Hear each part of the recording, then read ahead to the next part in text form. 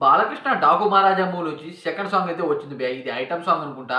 అయితే ఈ item song ఎంత ట్రోలింగ్ గురవుతుందంటే బాలకృష్ణ గారి కెరియర్‌లోనే ఇలాంటి ట్రోలింగ్ అయితే ఆయనైతే చూసుండడు భయ్యా. ఆ రకంగా అయితే ట్రోల్ అవుతుంది. ఇక విషయానికొస్తే ఈ మూవీలో అనమాట ఇలాంటి సాంగ్స్ ఎవరు ఎక్స్‌పెక్ట్ చేయలేరు. ఎందుకంటే ఇదొక కొత్త రకమైన స్టోరీ అనమాట. అయితే దీంట్లో అనమాట ఒక ఐటెమ్ సాంగ్ హీరోయిన్ 'ఊర్వశి' గారు. అయితే 'ఊర్వశి' గారిని బాలకృష్ణ గారు ఇలా కొడుతున్నారు భయ్యా పిర్రల మీద. అదే కాకుండా అక్కడ పట్టుకొని ఇలా లేపుతున్నారు భయ్యా. ఇదే రకంగా అనమాట మనకి రీసెంట్‌గా అనమాట 'పుష్ప 2' మూవీలో కూడా వచ్చింది. అదే కాకుండా 'మిస్టర్ బచ్చన్' మన రవితేజ గారి 'మిస్టర్ బచ్చన్' మూవీలో కూడా ఇలాంటి సీనే వచ్చింది. దీనికి కారణంగా 'మిస్టర్ బచ్చన్' మూవీని ఘోరంగా అయితే తిట్టారు భయ్యా. అందరూ ఒక్కళ్ళేంటి రవితేజ గారిని మీ ఏజ్ ఏంటి, వాళ్ళ ఏజ్ ఏంటి అని అనమాట చాలామంది అయితే తిట్టారు. హీరోయిన్‌కి మీకు అసలు సంబంధం ఉందా? ఇలా చేయడం మీకు తప్పు.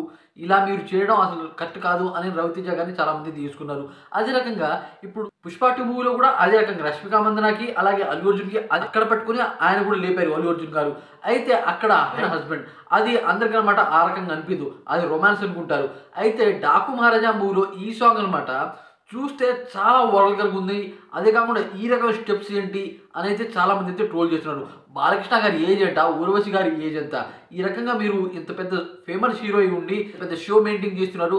అదే కాకుండా మీరు ఒక ఎమ్మెల్యే అయ్యి ఉండి ఈ రకంగా ఈ వయసులో ఒక ఆడ మనిషితో ఈ రకంగా బిహేవ్ చేయడం కరెక్టా అని చాలామంది అయితే క్వెషన్ చేస్తున్నారు భయ్యా.